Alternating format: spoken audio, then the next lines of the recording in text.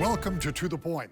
The state legislature is adjourned for the year. The reasoning is to implement bills that did not receive immediate effect, as our guest will address in just a few moments. Net result is that in addition to the presidential primary bill, a number of other pieces of legislation will all go into effect in early February, and lawmakers will not be back in Lansing until after the first of the year. With that as background, we continue with our conversations with the quadrant leaders, having already talked to the Republican leader in the House, the governor, and just last week to the Senate Majority Leader. On this show, we talk with Republican Minority Leader, Senator Eric Nesbitt. Senator, as we talk, it's the morning after, and the legislature has adjourned sine die. At least from my estimation, that's it for the end of the year. There will be no special session. Tell me about this session, and particularly the last few weeks, because the first part of the year, Democrats came in fully loaded with an agenda that many of those agenda items had been pent up for a long time. During the summer, the governor made a what's next speech and laid out, again, a pretty aggressive agenda, and most of that was accomplished in the fall. What's it been like in the legislature this year? Missed opportunity. I think that the Democrats continue to run a far left-wing partisan agenda here in Michigan, which is a missed opportunity of us working together to actually solve problems and grow our economy, grow our population here in the state, try to make schools more accountable, try to make sure that we're funding our priorities of rebuilding our infrastructure. And instead, the Democrats taken their marching orders from big unions, big trial lawyers, on their march to create a bigger and larger, more intrusive government in the state. And so I would say it's a missed opportunity on trying to work on bipartisan consensusship. And so you're right, earlier this year, the Democrats were the first state in 65 years, along with Governor Whitmer, to repeal right to work, an anti-business, anti-worker repeal, which puts a big sign out in front of Michigan saying we're closed for business. Then they went ahead and they re-implemented what's called prevailing wage, what would increase the cost of state construction projects and even local construction projects by 15 to 20%, makes bridges more expensive, schools more expensive to build, and that means more taxpayer money for less projects here in the state of Michigan. And they could have found a bipartisan middle ground by giving the locals a choice and using the federal prevailing wage standards instead of creating their own standards here, which are just a union giveaway at the end of the day. And then they went ahead and they spent a $9 billion surplus. So going into next year, they've spent all the money, all the surplus money, and they just spread it around the state, kind of like peanut butter. It's like there's a cricket field here, there's a splash pad over there, there's a special streetscape over there. That just one time it's all spent. And so then the governor went ahead and issued a speech on August, you're right. Fortunately, they failed on a lot of the projects she wanted to bring in, such as a $1.5 billion tax increase on workers' wages around the state that would affect nonprofits, charities, that would affect businesses, that would create a new unemployment insurance agency on family medical leave. So you'd have to go to the state to get permission to go on family medical leave while you're paying nearly $2 billion in higher taxes. And they continued, unfortunately, that was defeated this year, along with a whole list of giveaways for trial lawyers, a whole list of just PR talking points that wouldn't have actually lowered the cost of prescription drugs. But they did get one thing done, and that one thing done was the governor's number one ambition for her presidential ambitions is her climate change agenda, which creates new mandates on energy production here in the state and would actually ban natural gas over the next 15 years and would actually go ahead and increase prices for working families and manufacturers while increasing utility profits and not solving the problems with our reliability issues here in the state, all while increasing prices for working families. It's a wrong direction. And then because of partisan politics, blatant partisan politics, that they adjourned early because we wouldn't give what's called immediate effect to the presidential primaries because it disenfranchises half of Michigan voters. Before March 1st, if we have a presidential primary, which now looks like it's going to be February 27th next year, is that Republicans lose 90% of their delegates to the National Convention. I think that's wrong with on the partisan politics of what they're doing.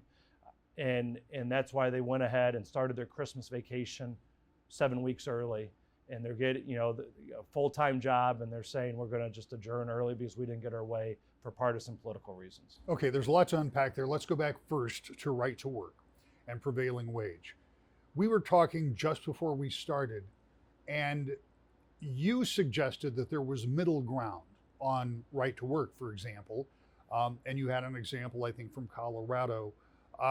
Did you take that to the Senate Majority Leader or to the governor and say, look, we might be able to work together if we can find some middle ground? Yeah, I shared that with the Senate leadership. I shared that with the governor's staff. I said, hey, if you really want to get something and put this to bed for the next 20 years, let's follow the Colorado model, middle ground on right to work, where if you vote with a supermajority in your workplace, then you're not a right to work workplace. But if it's just a small, simple majority of 52% or 53% within that work site, that you still have that right to work.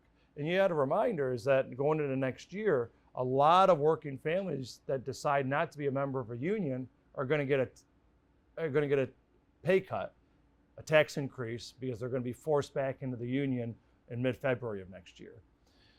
But they, instead of trying to find a few Republican votes to pass the agenda on trying to find a middle way, and that's the same thing with prevailing wage, the new prevailing wage mandate, which is a survey of only union construction jobs, and then they increase prices on these projects.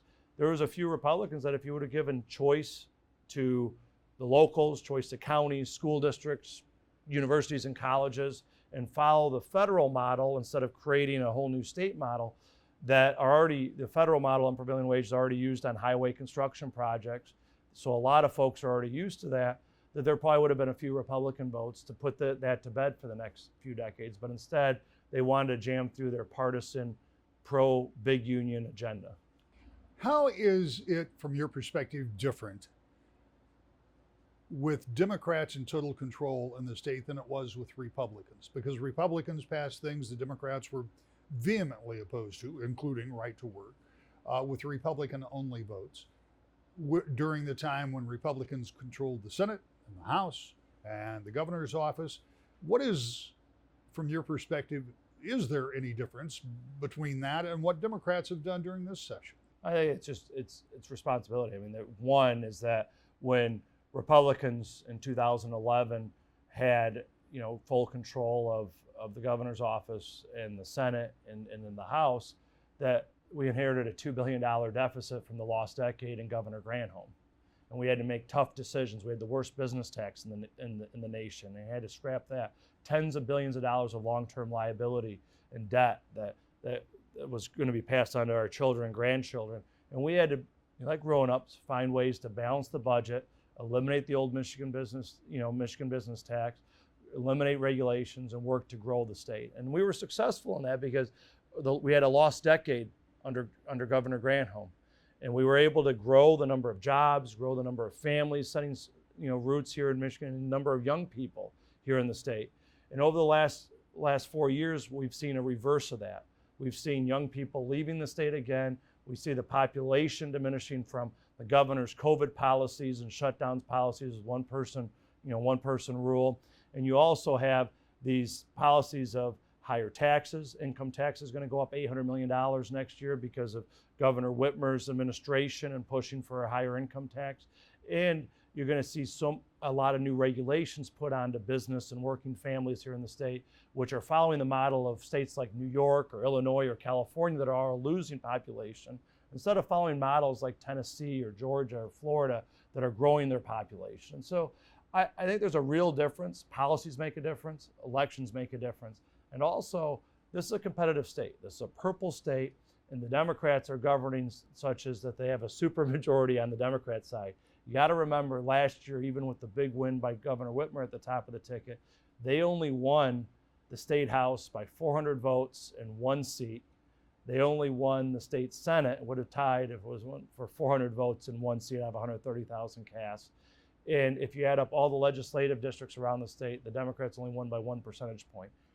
Instead of trying to govern in that middle 70%, which I think Michiganders want to see, that they're pushing this far left ideological coastal billionaire agenda that I don't think works for the state of Michigan. Go back to the income tax increase for a minute. Is that your calculation from a rollback of this year's reduction? Is that where that dollar comes Yeah, from? $800 million tax increase next year that Governor Whitmer has supported, and that's something that with her administration's work with the Attorney General Dana Nessel, what was in law and meant to be a permanent tax cut for Michigan workers, $800 million cost savings for Michigan workers this year, because there was huge revenue surpluses and growth in government over the last 2 years, is that instead of returning those tax dollars to the taxpayers of the state of Michigan permanently, that they're raising taxes next year. There's a lawsuit right now from the reputable Mackinac Center, along with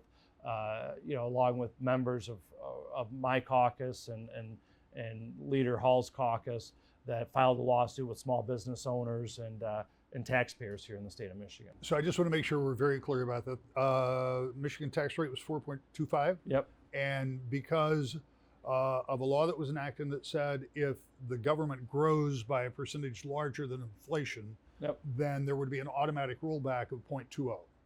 It was whatever the growth. And so there was, it exceeded by $800 million what that trigger was. And so there was that rollback $800 million income tax cut this year that that should be permanent annually.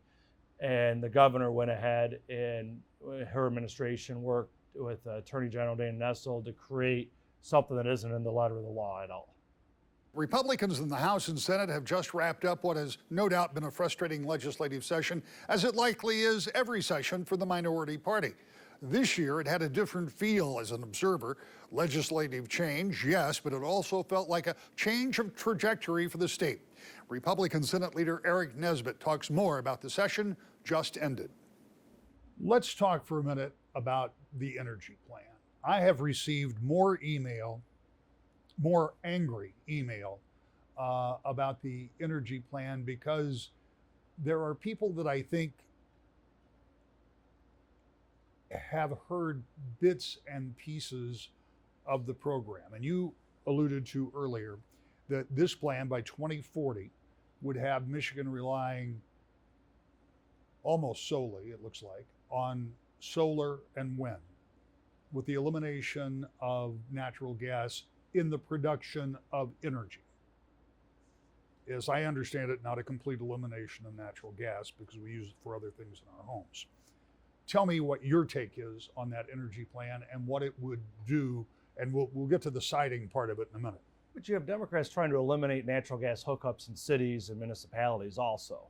I mean, this is not... Right, but I haven't seen that in this legislature. I mean, we had a vote saying that municipalities shouldn't be able to eliminate natural gas in the Senate, and there was 20 Democrats that voted down that amendment that we had saying that municipalities can't eliminate natural gas for your cooking, home heating, and stoves.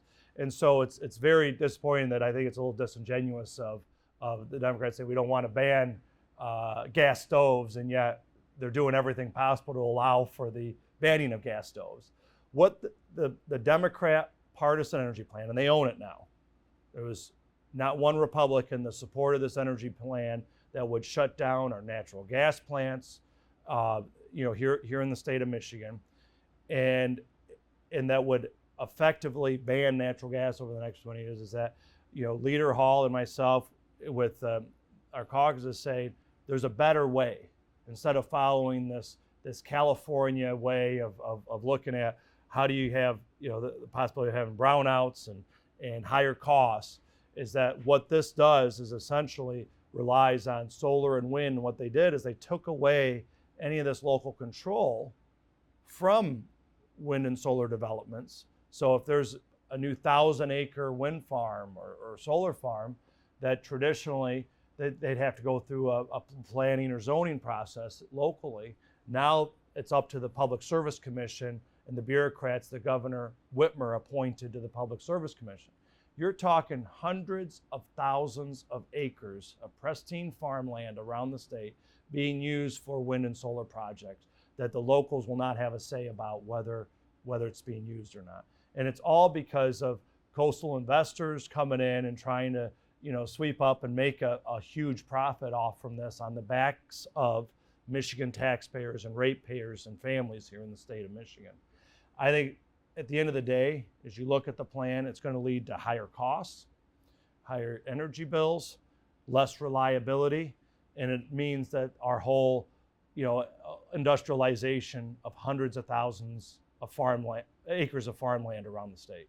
Where are the utilities on this? Because in years past, I know when Senator Prose, Senator Knopf were working on an energy rewrite back in the mid-teens, that they brought all of the stakeholders together and talked. I assume at some point the Democrats did the same thing. They made a decision early on. Governor Whitmer's administration, from my understanding, made a decision early on saying that we will not work with Republicans to get any votes. We're going to work to make sure that all 56 Democrats vote for it in the House, all 20 Democrats in the Senate voted for it, and that's what they got, is that they went ahead and did a partisan energy bill. 7 years ago, when Senator Knopf and Prose worked on it along with me, we got 2/3 of the Republicans and 2/3 of the Democrats to support energy rewrite and energy plan to try to have an adaptable long-term energy plan here in the state.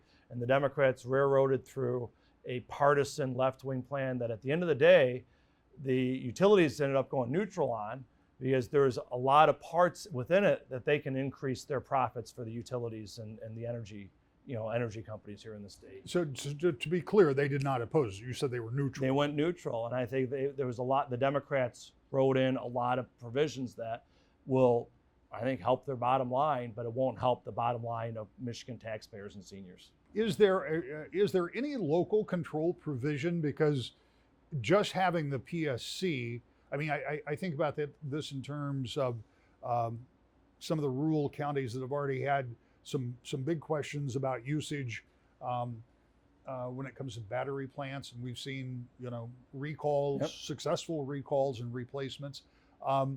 Is there an opportunity on the front end for locals to get some control over that zoning, or is it all about the PSC? There's some on paper, but it's not anything realistic, because if you don't do what we say and we want to do, we're just going to go to Whitmer's bureaucrats and get these unelected bureaucrats to go ahead and issue the orders to have a windmill or solar panels outside your backyard, whether you have a say or not. So, and I'm just for clarity trying to make sure, let's say a local planning commission, township planning commission says, no, we don't want this. Yep. They can be overridden? Yep, absolutely. When you look at that energy plan, and when you look as you've described it, and certainly your description is different from what the Senate Majority Leader's was when we talked last week or when I talked to the governor the week before, is this 17-year timeline that we're talking about written in stone? I mean, isn't it likely that modifications could be made as this moves along? Because modifications are going to have to be made, because otherwise, if they're not made, we're talking an unstable grid, and your light's not coming on when you flip them on. And there's going to be rebellion if that happens.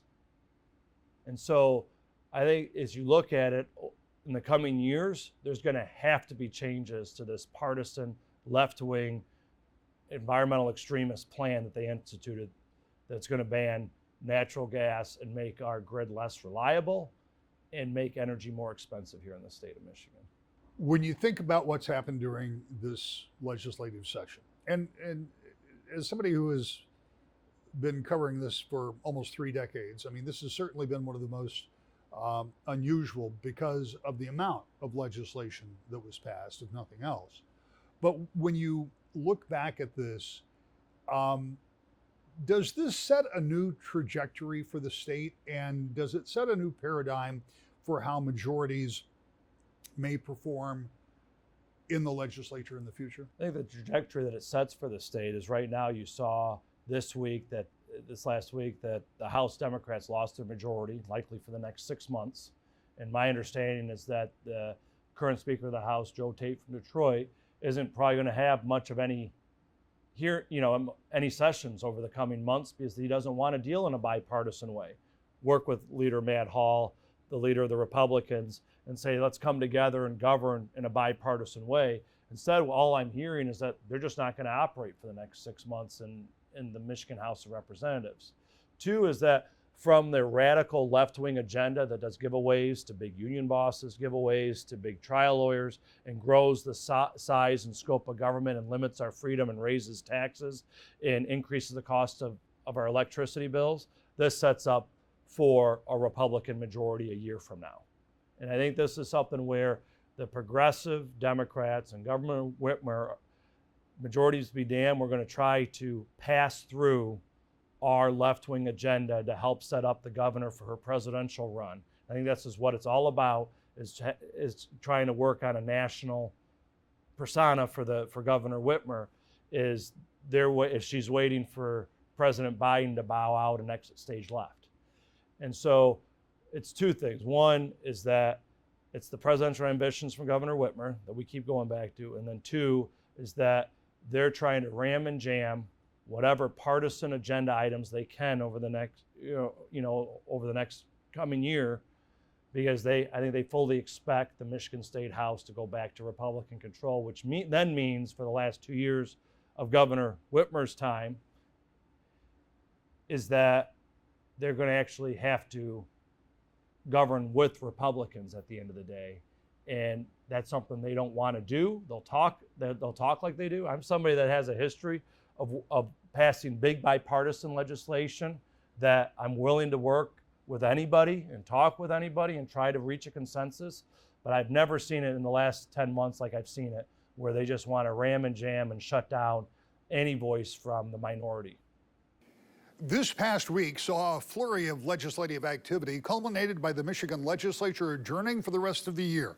The early adjournment is unusual, but realistically means only a few session days in December will be missed. What also happened last week, 2 members of the State House, both Democrats, were elected to the office of mayor in their hometowns. That's good news for them, but it leaves Democrats in the House without a majority, a 54-54 tie.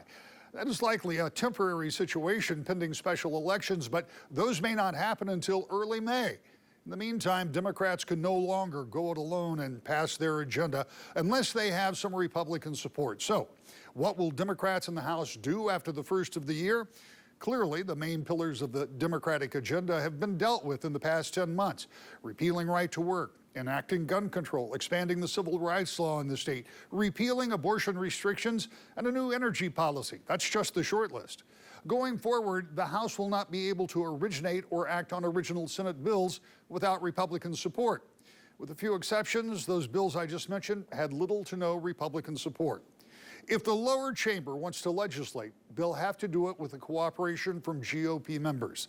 My guest this morning indicated he didn't think that would happen. But will the House really remain dormant until May? We'll get a better idea about that next week when our guest will be Democratic Speaker of the House, Joe Tate. Not only will the Speaker round out our conversation with the quadrant leaders and governor, but it'll give us a chance to get some insight on how the House may operate under its new reality. We'll also take the opportunity for one final look back at some of the big stories we've covered during the 20 years we've been doing this show. I hope you'll join us next and every week. To the point.